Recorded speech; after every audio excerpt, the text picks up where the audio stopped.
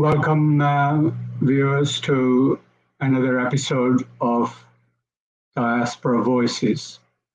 This is a program where we focus on the Kashmiri community, the Kashmiri diaspora, people who have made our home away from Kashmir in the West generally, particularly in the UK.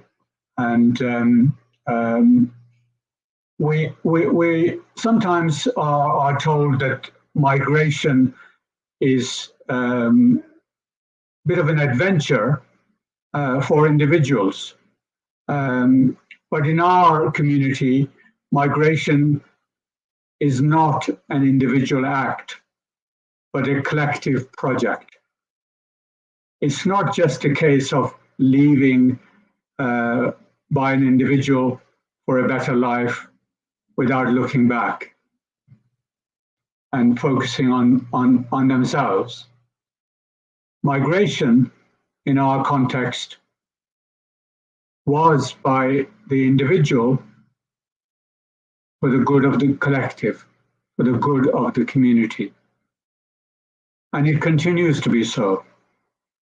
So the family has always been fully involved in the whole process, in the sending, in the arriving, in the settling down, in the sharing of the benefit.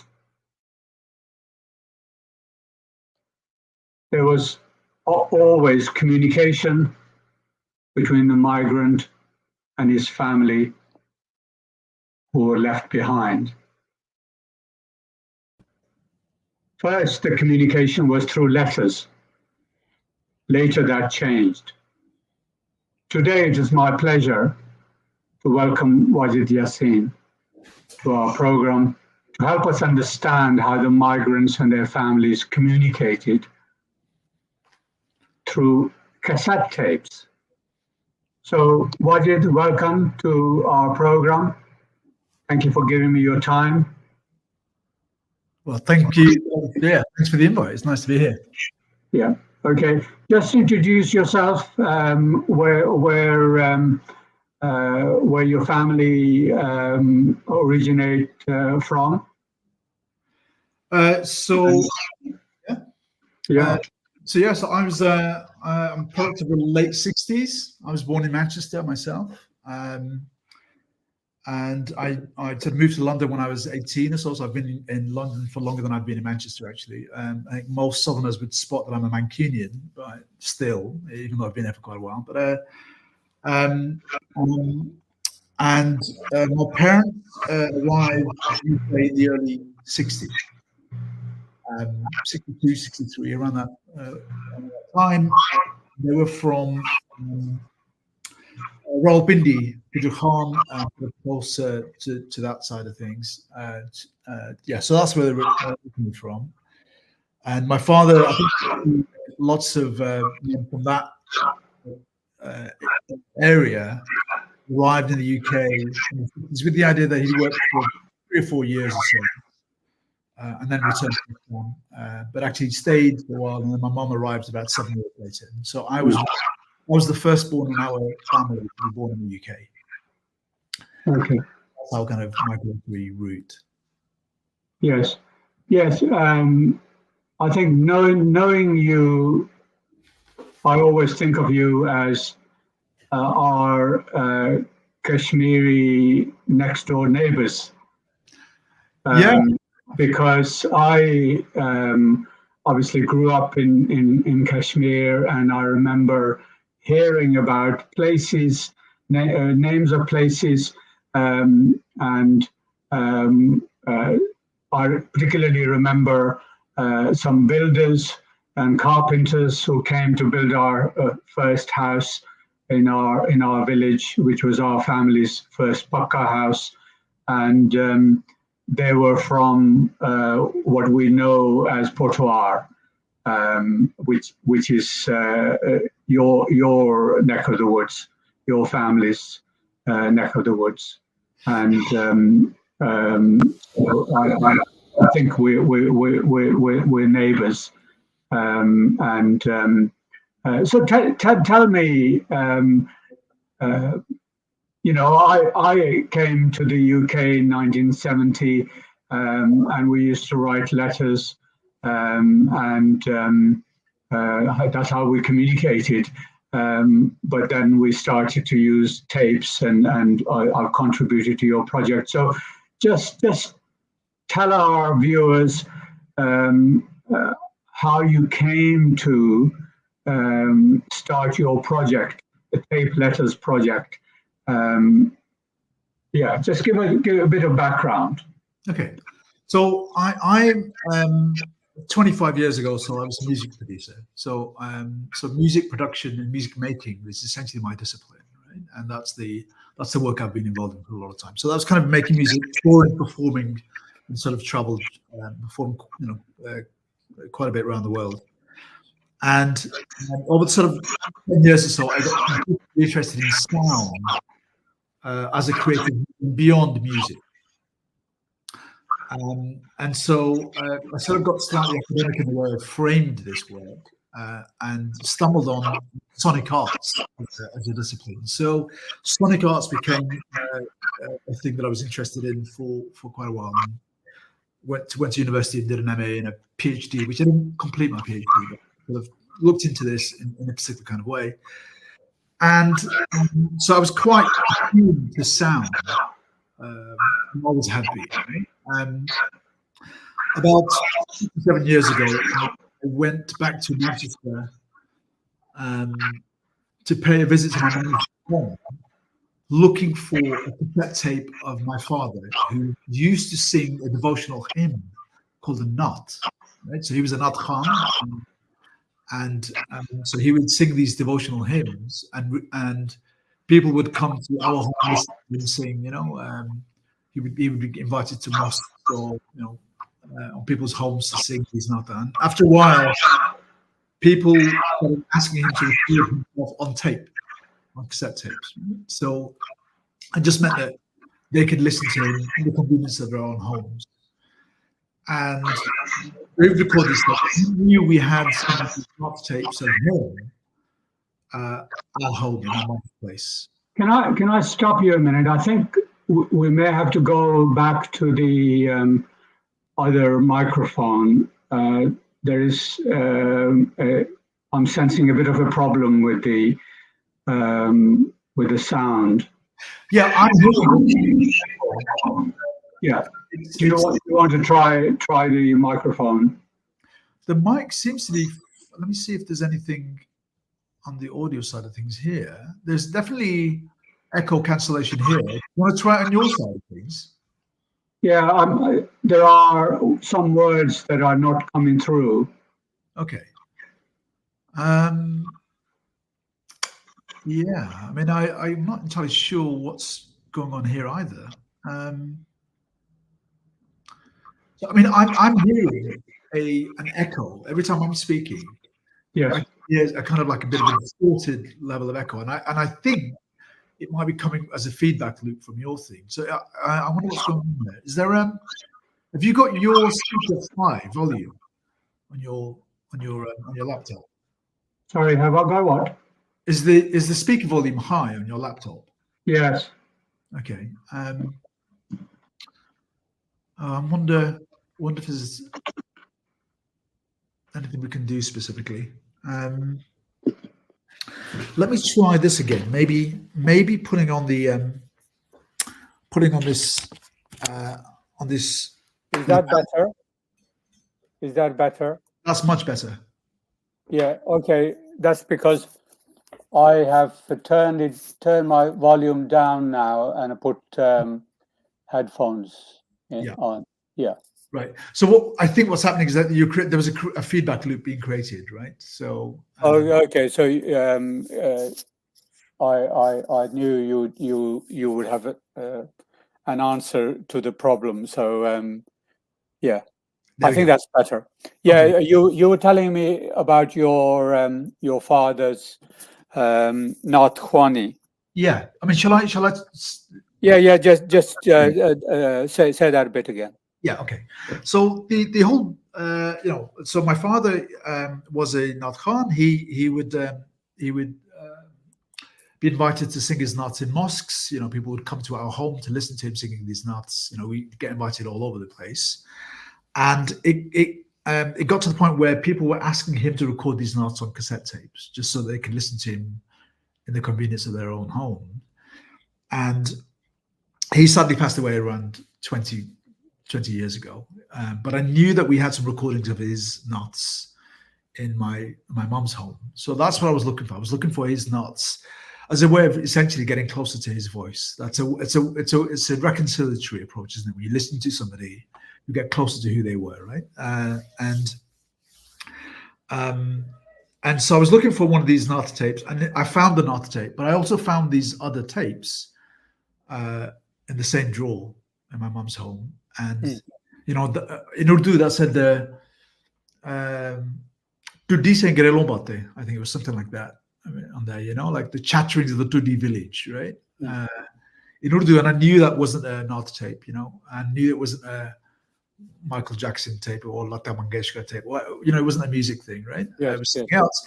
Essentially, it was a message. It was a recorded message that was sent by my mum or received by my mum to her relatives, either in Canada or in Pakistan.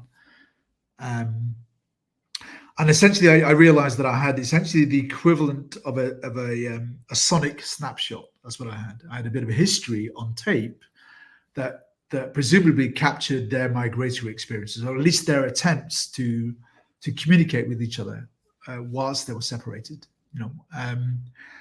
And this project really just grew. It just grew from that, looking into the idea of this messaging system that I thought actually was something that happened just between my family, my old parents, and our extended family in Pakistan, which turns out to have been a system that was used by thousands of families all over the UK and beyond. And it's uncovered an array of things that really that have really changed very much the way I understood identity, language. I grew up with this idea that we were Kashmiris, right? Okay. And so that was a really strong identity about us as being Kashmiri people. Even though we came from Patois, an area that I didn't quite understand.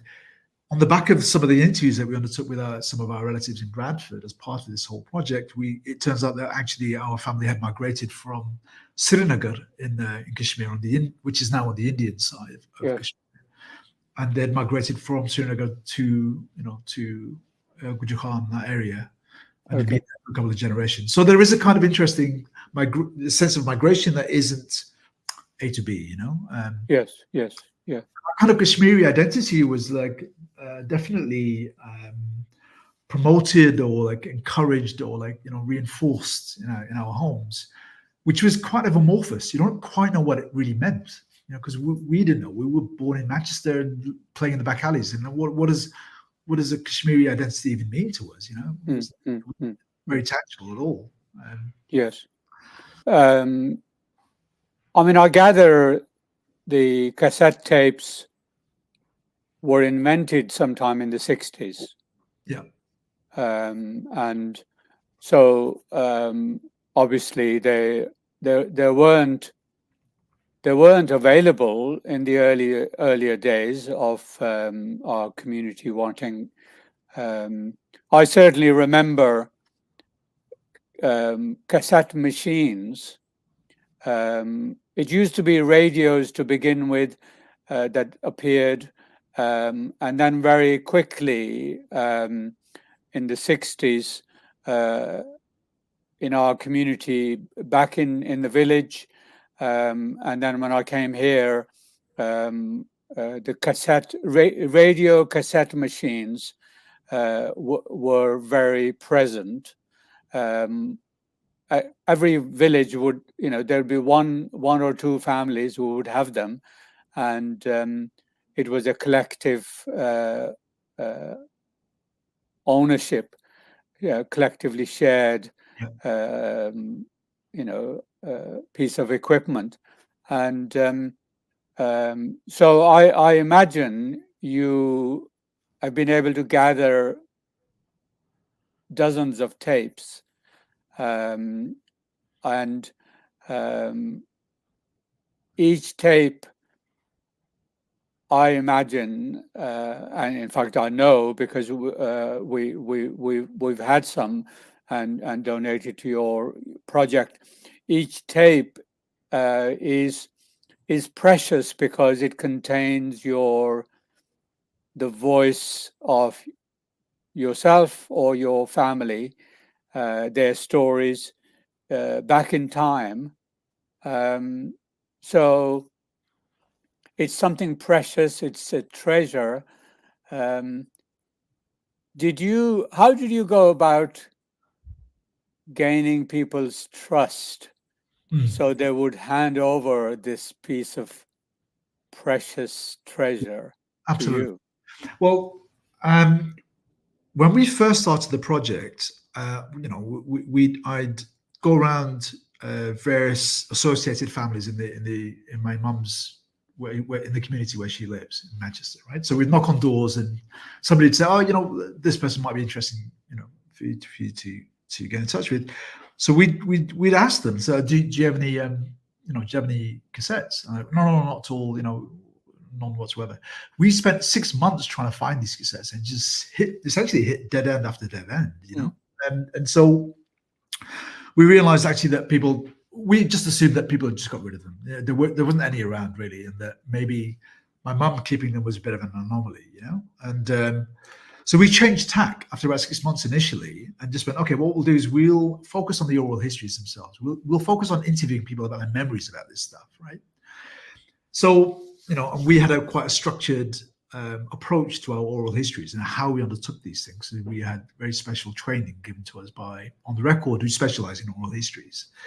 So we undertook the interviews, and they'd be maybe 2 hours long, whatever, And after the end of the interview, it'd be like, but let me just have a little look upstairs. Maybe I got one of these tapes there. And sure enough, a cassette had come down.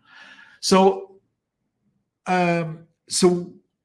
what we realized was that people were very reluctant to share these tapes, first of all, because they didn't trust our motives about it. Imagine they contain extremely personal, messages, right? They're not meant for anybody's ears. Usually families only, right? And in some instances, just individuals only, not even like family members within a group, right? Just individuals. Why on earth would they let someone like me, who may be associated with, with a family that's recognized within the community, why would they let anyone like me listen to these tapes, right? What's my motive? What they found through the interviews, though, was that we weren't interested in airing, people's dirty laundry. We weren't interested in revealing these horrible secrets if they work on horrible secrets, whatever. We weren't interested in that. We certainly weren't interested in shaming people or, causing any issues. We were interested in looking at this through an anthropological lens, right? As a sort of as a behavior that hadn't been researched, and potentially looking at the language that was on these cassettes as well. I mean, analyzing that and trying to make sense of that, and realizing that the language was an oral-only language, and that the cassettes themselves represented this kind of strange preserve. So there's this kind of linguistic interest to it. And so people were, I think, after the interviews, reassured of our motives, right? And I think that was the pathway. That was the way to get some of these things. And once we had these cassettes, we made sure that we digitized them, and then we treated them very, very carefully, right? We made copies of these cassettes, in some instances, made physical dupes. I know I've got to get some CDs over to you, right, for sure, that they're on the way, but we have the digital files there. And they've been very carefully catalogued, and they are housed now in a temperature-controlled archive at the Bishopsgate Institute in London here, right? So we treated them very, very carefully, and that was a very important approach. There was people realized that we were very careful about it. So yeah, we managed to find that. We now have something like about 45. Okay. 45 in the archive, and we've undertaken about 130 interviews. Yeah. Yeah, I think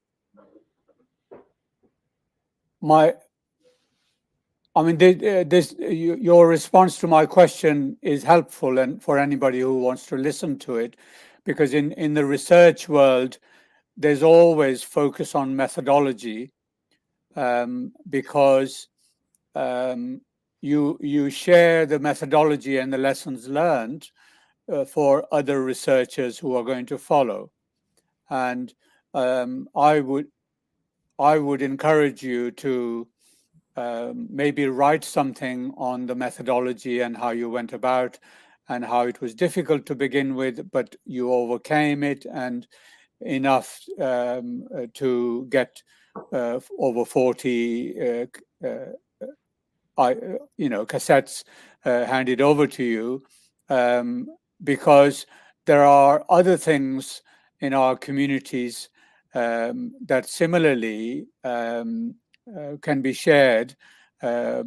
So there are lessons to be learned in how you went about gaining people's trust. Yeah. And I think others doing this work with our community, or indeed with other communities, can learn from this. Yeah. So you've been doing the project for a while now, and I've been party to hearing about it. Just for our viewers, talk us through some of the key things that you've been able to do, some of your what you've been able to achieve, some of the successes of the project. I wonder whether I could share a screen. I wonder whether this would be possible if you actually show something. I wonder. I do slide. I don't actually know how you go about doing that, so you might have to just talk us through it. Yeah. Okay. Yeah.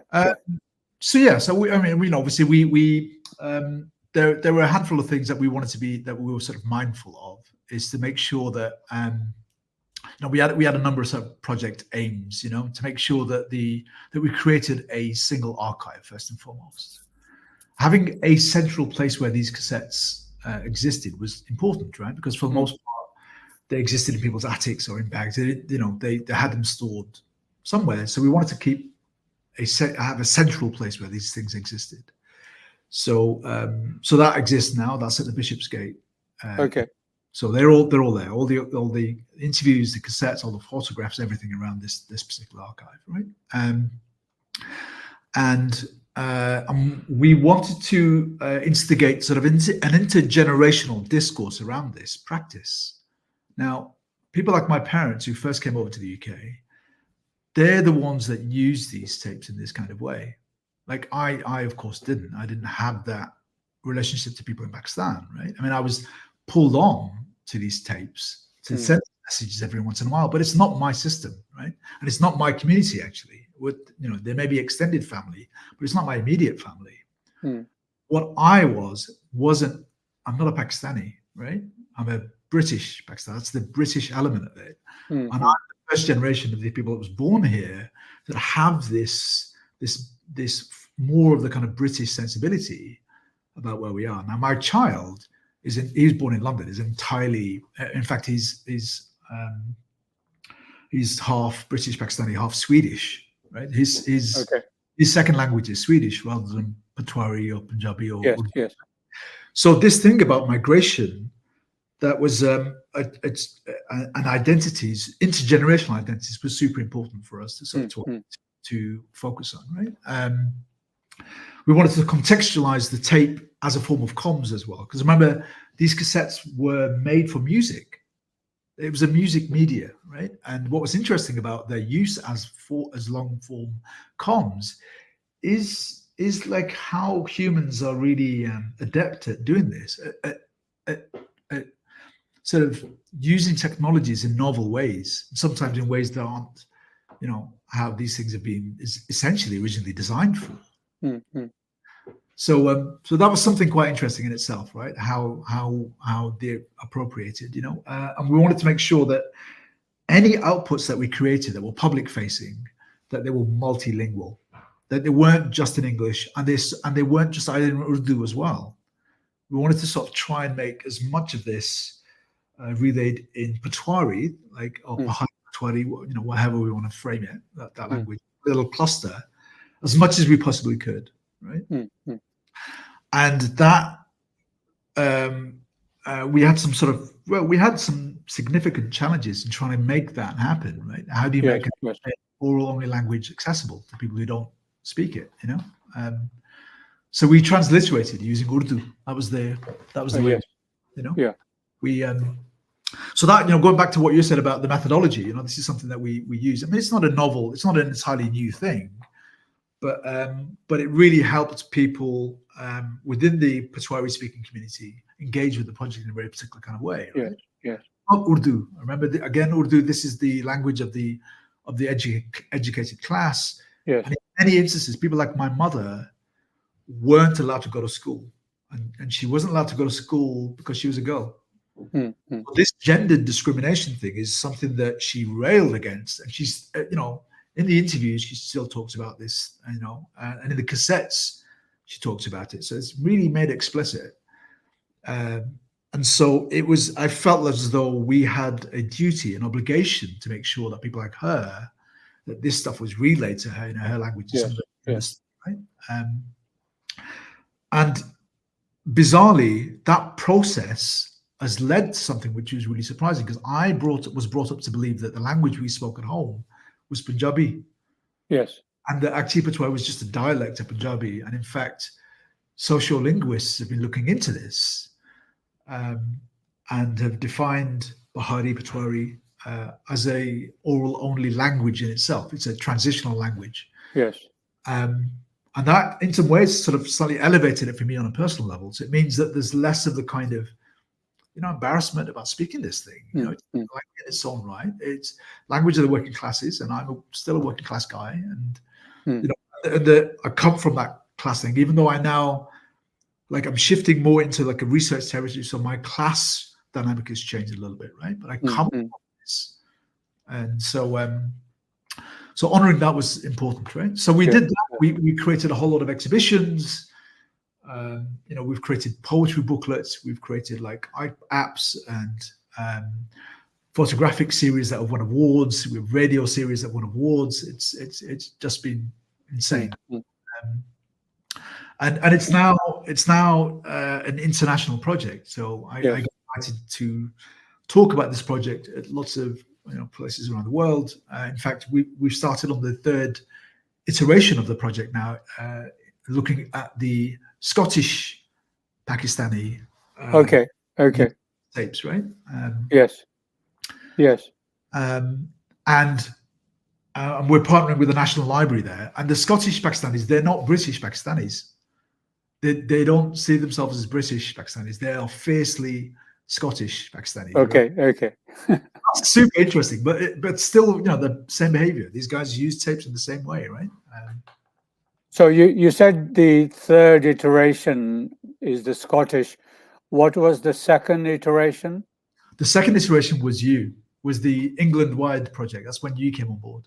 Okay. There was a pilot project that we ran for about a year before that. Okay. Yeah, I mean, I think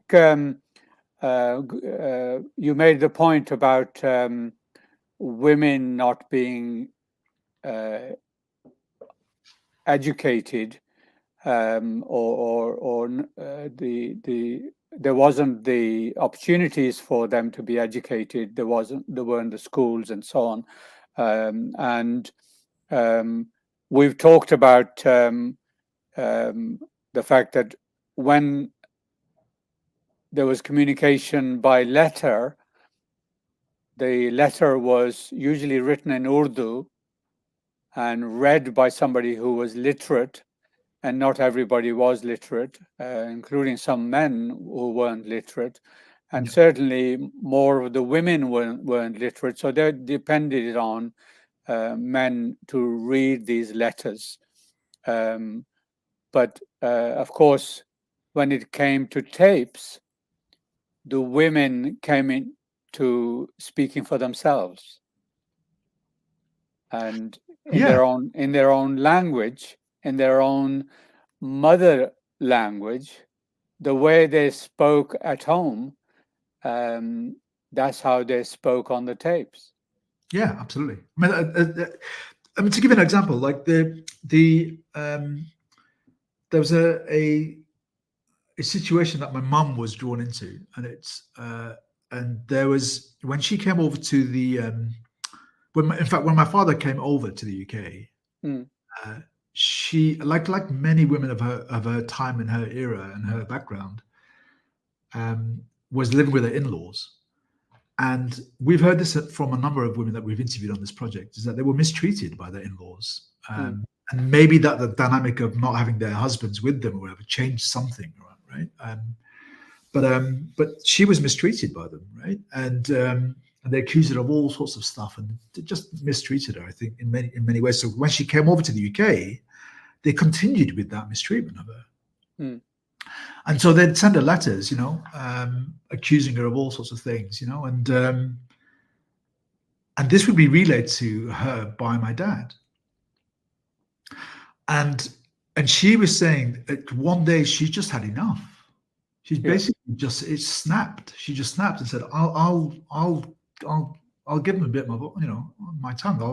I'll show them what's what." And so she recorded this tape in response to a letter that had been relayed to her, saying exactly what she wanted to say.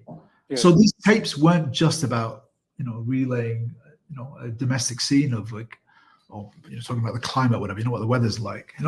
They facilitated something, and her voice was heard, like literally, right? And so the cassette tapes, the technological advances, it afforded a certain intimacy, right? You didn't need these kind of, for one thing, there actually were reel-to-reel domestic quarter-inch tapes that were available for people at the time. They were super expensive, though. Not many people had them, right? But we have spoken with people that actually used these quarter-inch tapes. So the idea of domestic recordings was possible at the time. But this thing about trying to call home, that was impossible. It was so expensive, and it was really complicated in trying to arrange things, right? So these cassette tapes, with that development of the technology at the time, meant that they would be recorded, at home, the convenience of their own homes, whenever they want. So could get on with like usual household chores if they were like, housewives or whatever. Like a lot of these women were, they weren't able to get jobs, right, at the time. They could record these monologues over the day, right? So it's definitely gave them the space and the scope to be able to have their voices heard, literally. You said the archive is in Bishopsgate. That's so if I was to show up at the archive place, what would I be able to access? Well, we've originally the archive was fairly open. Actually, you could go in there as a member of the public and ask for access to the archive. Right. But we've sort of not closed it, but we now need consent for access. So you could go into there, and the archivists would contact us, who now are looking after this thing, and say, "Look, we've got Karamat who wants to check in the archive. Is it okay?" And we would say, "Yeah." We would check in on who you were and say, "Yeah, that's fine. We trust our, Karamat's research, whatever he wants it for." Yes. That's fine. But you would be able to go into the archive and listen to any cassette, listen to any interview that's all been transcribed. Okay. How would you say the project, how has it benefited the community, the Kashmiri community, Kashmiri diaspora, more widely, the Pakistani Asian community? I say Asian but certainly, how has it benefited the people from whom these tapes have originated? Well, I mean, you know, remember that thing I was talking about with regards to multilingual access, right? So we did an exhibition at the People's History Museum in Manchester as part of the pilot project, and as a sound artist, you know, obviously I was quite interested in the way sound is a very interesting vessel for emotion. That's my key thing, is that it's a very interesting, fluid material for that, right? And so we created a set of a multi-speaker sound installation. So people would stand in the middle of these 8 speakers, a circle, and we designed 5 sound pieces that were all inspired from the archive, right? And one of them would be an interview, another one would be like actually some audio from the cassettes themselves, and one of them was actually a comparison of field recordings of markets in Pakistan and markets in Manchester. So I went to Pakistan, went around with a microphone with a fairy hat on, you know, to capture the wind blocker, and went round, you know, in Sabzi Mandi, I think it was called, in Guju Khan, right? You know, and walking around recording the sounds of the market, and you know, and you, obviously I can, you know, these little clips of these market stalls going, you know, all this business. And then I did the same thing. I recorded the, you know, went around and recorded the market in Manchester, in Ashton, and played these markets, first of all, the Pakistani market in this circle of speakers, and then the market of Ashton, and then played them together, right? And the idea is that markets are markets everywhere. Right? Yes. Wherever you go. We had people crying and people laughing in this circle, right? And I think by putting on these exhibitions in these spaces, you know, we had a kind of engagement in these spaces that was unusual, in the sense that people from this community, and it's certainly that strata of this community, don't go to these exhibition spaces because their voices are never exhibited in these spaces. Yeah. Their voices are never heard in that kind of way. Well, why would they go there? They don't understand anything about it. There's nothing that they can relate to, right? So I think that's the thing that we were able to do, is to contribute to the wider creative landscape, you know, have these voices that are entirely hidden and bring them to the surface a little bit, you know, and act as that kind of bridging space between these two spaces.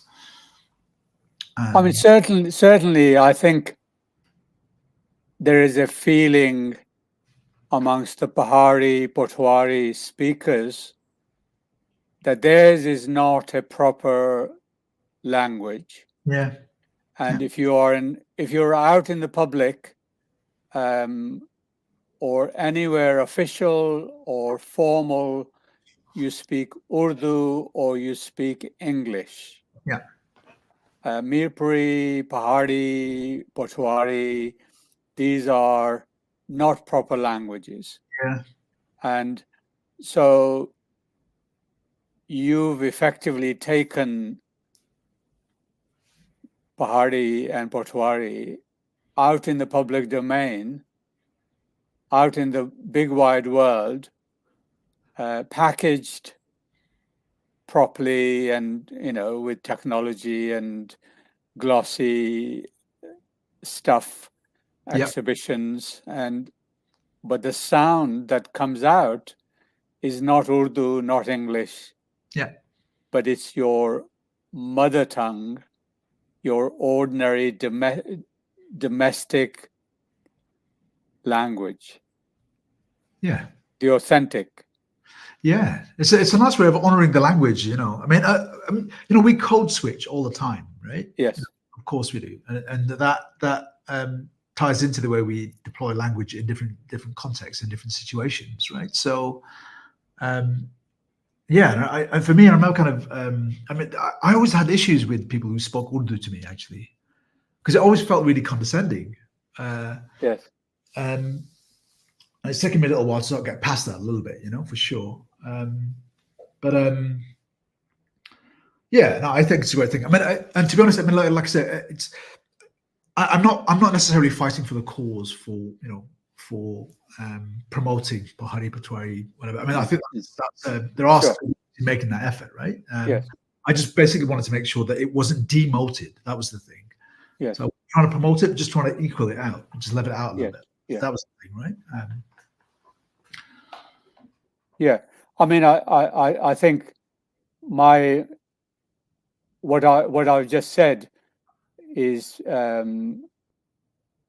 my assumption, and I think, and your response to say that this wasn't an intention.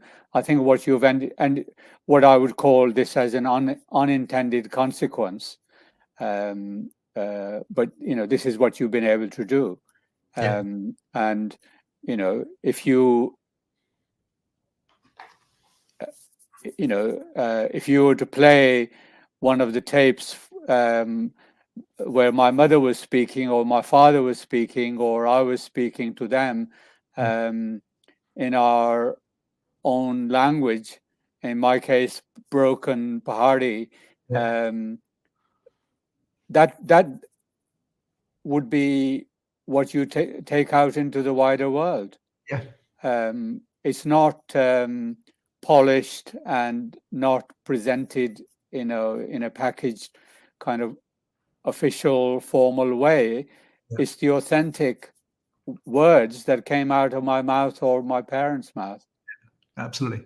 I mean, honestly, I have derived a lot of pleasure from introducing even the term. Like I said, I didn't even know that it was called Patwari, Bahari, and just even that, and like just even having my son and his friends who are Polish and Swedish, whatever, know Patwari. Like they don't speak it, but they know of it, right? And I've been able to do that not just with children and kind of just general members of the public, but to academics as well. Right? And so that's really lovely to have that folded into the academy in different ways, in different formats. Right? It isn't just linguists who are interested in this, right? So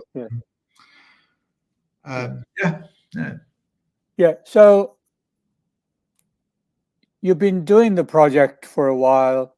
There'll be things you'll be planning on doing. Are there things that you've wanted to do but haven't been able to do? Are there any things that have been difficult or just haven't worked?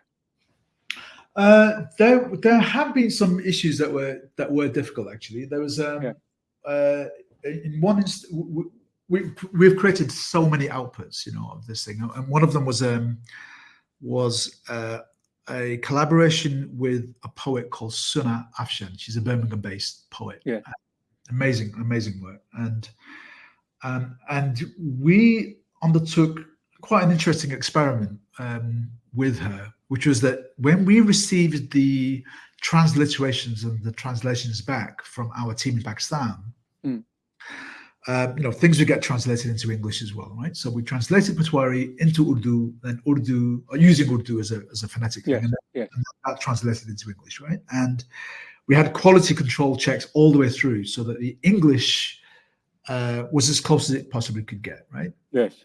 Taking into account that there are always going to be some just basic grammar, some grammar mistakes, some spelling mistakes, fine, whatever. That's easily correctable, right? But anybody who is bilingual understands that there's always going to be some degree of this, lost in translation thing, right? Yes. It always gets lost in translation, and I suspected that there was an extra level of loss when it came to translating an oral-only language. Because I think that metaphor and similes are bound to these languages in a very particular kind of way, because it helps purely instructionally, right? I think the way oral-only languages are encoded into memory are particular, and I think it's all bound into the language itself. So trying to unlock that was interesting. How do we get close to this? And so Sana and I, we'd get some of this text and go, okay, how do we get close to it? And so the idea was to use poetry as a translational device. So it wasn't just about responding to the cassettes in a poetic form. It was using English in poetic form to get close to the kind of to the shape of the language as we saw it, right? So that was the attempt, and we created a booklet that's been published now by Modus Arts. And Sana did some reciting at the National Poetry Library here in London. So it's been very well received, right? This thing. Yes. But we had some people who actually objected to the text. They objected to the one of the contributors objected to the actual text because they considered it to be inaccurate in some kind of way. They weren't quite able to leap into the poetic attempt. Yes. Right? It wasn't literal enough. So that was interesting. So essentially, with them sort of withdrawing consent, and then so that was a complete curveball for us. So we had to go back to the archive, try and come up with a replacement for that. Yes. But we then managed to find another story, another clip from the cassette tapes that actually worked really perfectly well. So we managed to sort of reconfigure it. Yeah, good. I mean, I fully appreciate when you start from sort of Pahari, Putwari, you go into Urdu, you go into English, and you play it back to the original person. Sometimes there can be a distance created because of the various translations. So I think it's bound to present some challenges, though. In your defense and bit of feedback, I would say to you that one of those poems in English based on my own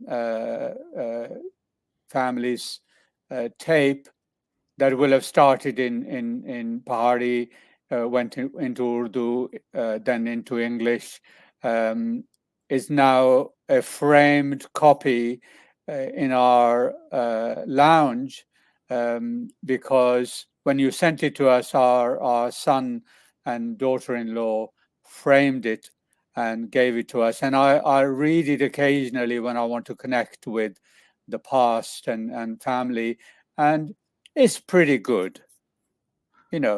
It gives me something that is mine, and it's not 100% the original. But then if I want the 100% original, then I would just listen to the original. Yeah, exactly. Yeah. And I'm reading it in English, which will have come through Urdu, which will have come through Pahari. Yeah. And so I think this particular example is a pretty good one, and it does something, and it's kept some of the essence, enough of an essence for me to connect with it. Earlier you were talking about the third iteration, which is the Scottish one, and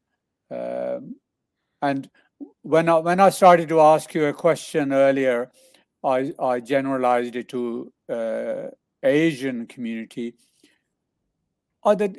Is communication through tape letters a typically Pakistani, Kashmiri practice, or have you found anything amongst the Indian community or Bangladeshi community, or indeed any other community? I've met some people that use tapes in this kind of way, right? And actually, there's some Somali communities, some Turkish families as well that use this in this kind of way. But actually, we haven't delved into it with any great depth, because the amount of work that that's been undertaken on this thing is fairly significant. It's years and years of work of looking into the Pakistani community, and so we actually don't have a wider sense of how this was used by other communities at all.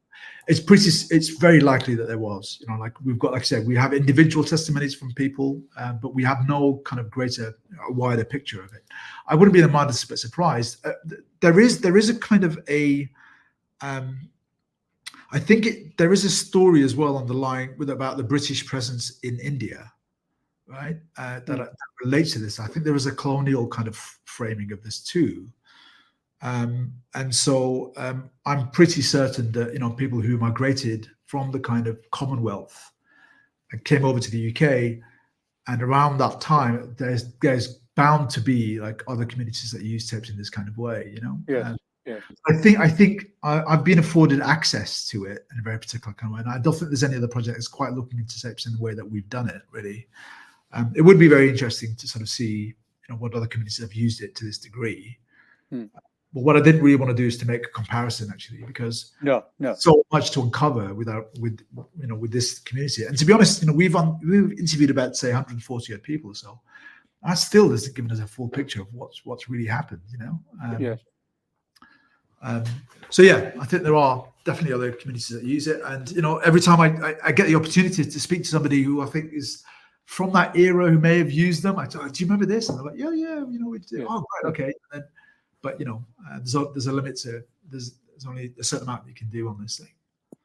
So, do you want to say a bit more about the Scottish project? Is it a replication of what you've done before, or is there anything different? It's the same thing, really. We've found that there's a significant Scottish Pakistani community in Glasgow. Yes. And there's quite a few in Edinburgh. There's a handful of families there in Dundee as well. So we're getting all these stories from there. And it's just remarkable how similar it is. It's the same thing. People are talking about the same thing. They're fiercely Scots, though. That's the yes. And my team is made up of a project coordinator. We have community engagement officers. We have like an amazing team of volunteers and photographers and filmmakers and lots of people involved in this thing. We have archival partners and exhibition partners, and oral history advisors. And we made the decision to make sure that everybody working on this project is Scottish, right? So. And in fact, the only non-Scot on the project is me.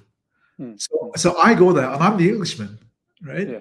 and it's so weird. It's weird. I'm the minority there as the minority Englishman, and it's weird. Suddenly, I'm not British Pakistani anymore. I'm suddenly English Pakistani, and that's a thing that I haven't really had to consider for a while.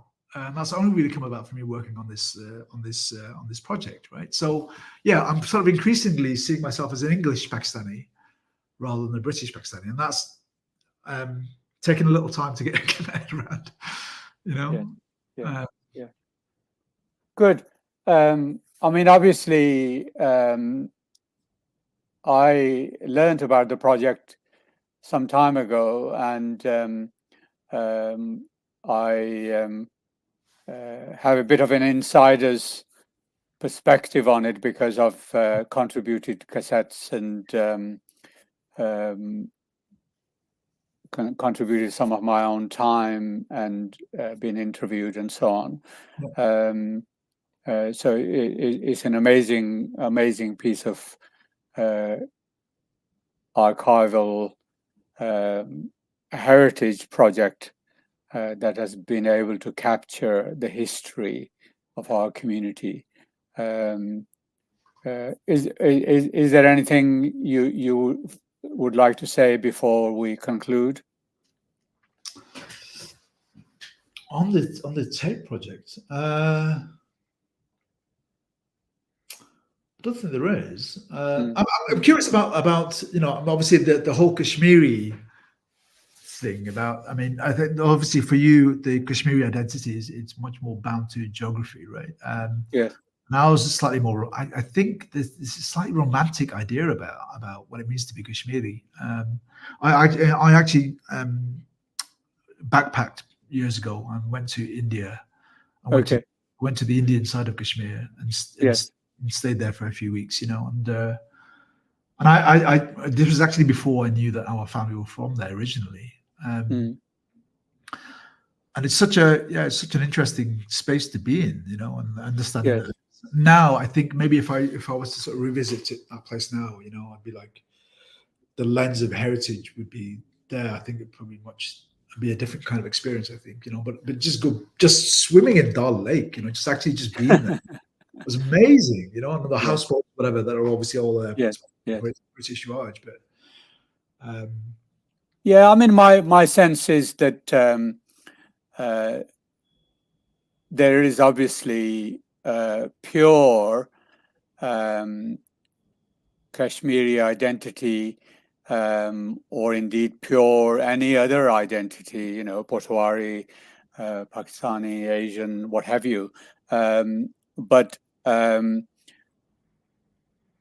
if you're talking about a diaspora community, which this program is, then you have to accept and allow the concept multiple identities.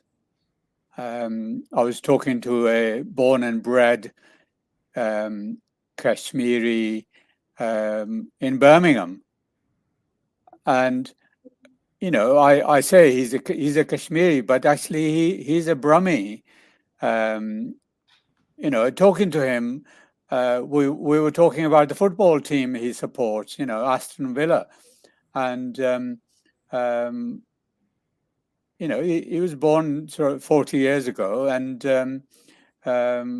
this is the city he knows, and he will go back and speak, fluently back home with the community, but when he's over there, he's part of him will be a foreigner. For sure. He's not from there. He's from here. Yeah. He's second generation. It was his parents who came here. Yeah. And then, like you were talking about your own children, he was talking about his, sons, third generation. So yes, there is no such thing as pure identity. I think it's fluid and multiple identities. You in different contexts, you are a different person. Yeah. And in some contexts, you're all of those identities at the same time. Yeah. And when I finish this program, one thing I have to do is walk my dog in the countryside of Worcestershire, and when I'm out on the walk, part of me is experiencing the walks I used to do in my village in Kashmir, and I am very tempted often to pick up the little twigs that are littering the under the trees, because that's what I used to do as a child, because I used to pick those up when I was out with my goats. I used to pick those up and take them home so my mum and my sisters could use that as kindling for the fire on which they did the cooking. And there's not much, other than lighting our open fire here. There's not much need for those twigs, but it takes me back. Yeah. And my dog sometimes it doesn't realize, but my dog for me is my goats that I used to have as a child. And there is much more, the layout of the fields, the animals that inhabit. You meet somebody down a country lane, it's the same as meeting somebody in a village. You meet them in a lane, you can't pretend you haven't seen each other because there's only two of you. this is not big urban environment. So I think you have to live in different worlds. And the other concept that I talk about is imaginary homelands. I live here, I'm talking to you, and I'm having conversations, and I'm here in the West, but actually part of me is also living in the village that I was born in, and you may be doing the same thing so yes, we could go on talking for a long time. I mean, I love this intergenerational identity thing, right? Yeah. Because I feel like right in the middle of this thing around this very clear Pakistani, Kashmiri, Pahari, Patwari identity of my mum, right? Mm. And I feel that part of that element of her, and then this other generation of my son, right, who London-born, Swedish mum, this other Western completely, Yes. and I'm smack right in the middle of these two spaces, and I'm fluid, and that's really comfortable, right? Now, my mother's sister, who migrated to Canada, her children, grandchildren, they speak French as a second language, right? Because they use applied French, right? So they do maths in French. Yes. Something that, like, my mum and her sister could never have predicted, that their grandchildren would be speaking these European languages. It's just impossible for them to get their heads around what that would have meant as girls from a village, right? So their notion of home is interesting, because that, of course, has changed over time as well. Now, my mum actually doesn't want to be buried in Pakistan. My father is buried in Pakistan. My mum doesn't want to, because she understands now even that for her has become remote. So it's definitely remote for me, because I was never born there, right? And my son won't ever have it. And in fact, I am the conduit between these two. So my mum doesn't speak English or Swedish, and my son doesn't speak Patwari. So the only way they can find out about each other is through me, right? Yeah. They still love each other, but the language has gone between them, which means they can't find out about each other. They actually don't know who each other are. They love each other by virtue of genetic, that familial love, right? That's there. They love each other, and it's very apparent, right? Yeah. But she can't share knowledge. She can't share the wisdom that she has, and he can't tell her about his young life, right? And it's interesting. That's essentially, that was unpredictable. Like, there's no way these people from that place could have predicted this is what was going to happen, right? Yes. No, I think, and what your project has done is hopefully has brought the previous generation's stories for the younger generation to access. And so thank you for your time. I'm going to stop recording. You don't have to disappear. So thanks for your time, and I hope that you have many successes with your project. It's quite an amazing piece of work you've done, and thank you for it.